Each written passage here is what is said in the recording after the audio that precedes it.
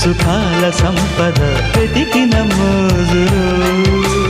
పసియదలో నిశాలకు పొద విరిసిన పూజలో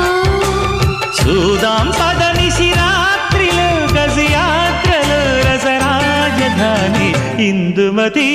చారుమతి మన్మథలీలకి చెయ్యి శృతి